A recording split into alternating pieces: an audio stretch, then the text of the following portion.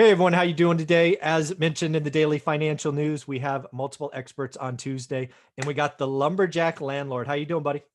I am doing awesome, Mike. Always super excited for Tuesdays because I walk out of these meetings sore in a Yeah, good way. yeah, my abs are sore sometimes. I'm like, God, I like talking Yeah, to this guy. yeah, Well, hey, yeah. one It's of the good things times. I knew I wanted to talk to you about is millennials, because again, that's a focus area for you. You even go down to Gen Z. Yeah, One of the things that I'm yeah. always interested in is I think millennials and Gen Z are going to have far more impact on the housing market than most people are talking about. Most people are still focused on baby boomers, some Gen X, Yep.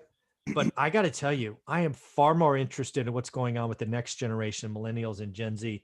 And just on our daily Yes. financial news this morning, I talked about Tractor Supply, which when you Mhm. say Tractor Supply and housing, you're like, what are you talking about? But what I've seen, and I read their earnings report, they are now identifying millennials who have left urban cores and are moving to suburbs and rural areas and starting their own backyard farms. Yeah. And I'm like, interesting, right? This is investable. So I wanted to see what you thought of that, Tractor Supply, farming supplies, and all of that, Mhm. and millennials getting out of the cities, going to the suburbs and rural areas. What do you think?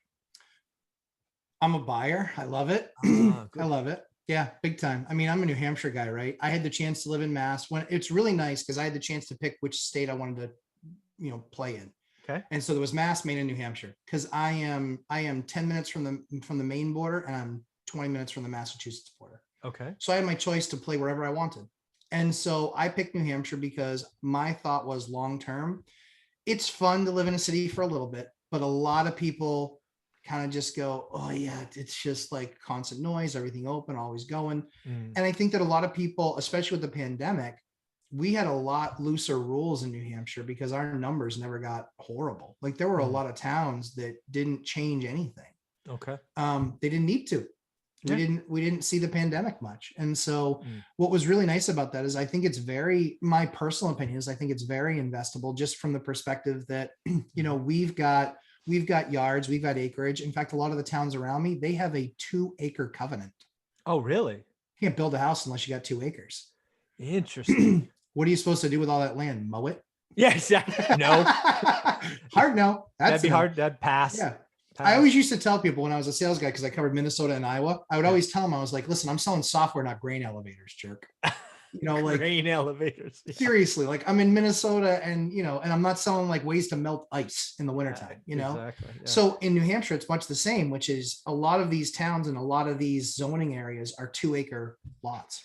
Interesting. And you're right. What are you going to do with that? So Yeah. I think Tractor Supply could be one of those canaries Yep. for us to follow. And if you, because I think I read again, I read so many things this morning, but I think they have 2,000 stores Yeah. across America. So I Yep. think if you could figure out where they are, you can figure out where their customer base is. I think it's investable, right? We've talked about, hey, urban Mhm. areas losing, but you didn't really Yep. have the, okay, but where are they going, right? There was no spider web to say Sure. they left here, but where are they ending up? Maybe Tractor Sure. Supply is that thing, and you find out where Tractor Supply is. Because again, what I'm looking for is, okay, they're moving, but are they going to stay?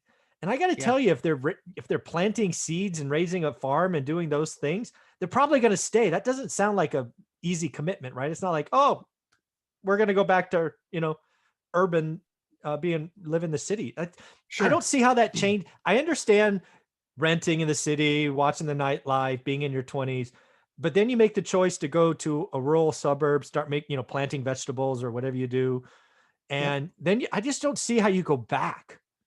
The going It's back doesn't work. Yeah, I mean, I think it's one of those things where when you do that, it's going to be a cycle, right? Mhm. People will some will stick, some will stick but not do that stuff, and then Mm. some will be like, "What the hell was I thinking? I need Yeah, to get that's back to a hard, city." right? Yeah, yeah, Okay. exactly. They're like, "Man, I always thought farming was easy, dude. Farming is so unbelievably hard. It's not even funny." Props to the farmers out there because those guys, Yeah. that is a life, man. Because we have farms like literally within 5 minutes of my house. There's some pretty big farms. Yeah. Um, I'm curious so when I think, again, I haven't read enough of this. I'm just starting to dig yeah, into Tractor Supply. I don't yep, really think they're farming. right? These No, I millennials, think they're it's playing, right? They're yeah, growing like yeah, 12 yeah, vegetables at a time. Like, yeah, oh, I sure. got my one cucumber for the year. Well, that's the nice thing is that you can actually get halfway decent yield. And if you're, if you're a vegan, vegetarian, if that's kind of your way of life, man, I can tell you, we have, the farms around us, we don't buy eggs from the store. We buy eggs from farm. Okay. That's what I like. There you go. And the funny thing is that not only are they less expensive, but I like to support local farmers, but Sure. the taste, it's a different taste. I promise you. Wow. Completely different taste in the product. So these folks doing these little gardening projects, and I'm not trying to be insulting, it's just little compared to a farm. Yeah, that's all. But these small gardening projects with raised beds and things like that, yeah, love it. Like I had a friend who literally sold her house $75,000 over list price. And the reason that the guy said he bought is he loved the enclosed gardening area. He the loved greenhouse or whatever you call it.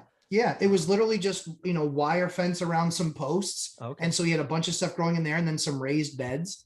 Wow. Because we have all sorts of wildlife here and all across the state. But yeah, I think it's definitely an investable trend. I don't know how investable for how long, because I think that some people will quickly, feign out. But I think that there's a lot of people that say, hey, I can go to the grocery store. I don't get the freshest produce.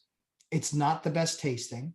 Sometimes it's, bruised beyond all recognition. And then I have to just pass and I go without. Right. And so that's one of the challenges is, a lot of folks, the number of people, last year that put like a little tiny chicken coop in their garage. And they're like, what about you? And I go, no, thanks. Somebody's going to support all you guys and buy your eggs, but I'm not doing chickens in my garage. That's where the Lambo's going. That's where the Lambo. Go back to episode 1, folks. Exactly. Catch the joke. So I think it's a cool trend. I think it's something that will stick for a number of people. And like I said, the quality of food, if you grew it, there's 2 aspects to it. It's better quality and there's definitely a sense of accomplishment. Yeah. And I've seen people that pick that up. I had a buddy of mine in tech who started doing bees. Oh.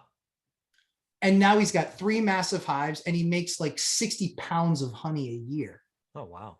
And he sells it into the open market. And the funny thing is like, there's a lot of naturalists that, that actually cures the allergies that you have from that local market. Well, he's doing something that's fun. And again, it's a home thing, but this is a tech guy who was like, yeah, I'm going to do bees. I'm like, what are you going to do bees? Like everybody got a hobby. Yeah. I was like, but it's cool. And now it's actually, and it took a couple of years and he stuck with it and now it's working. So I think it's going to be interesting to see what that trend continues. But I think that especially with millennials, I think that they're the ones that, sometimes unfairly they get, beat up. Yeah. Because I think that there's plenty of winner millennials, of course, and they'll do stuff like this and they'll turn it into something. And I think that that's cool. Yeah.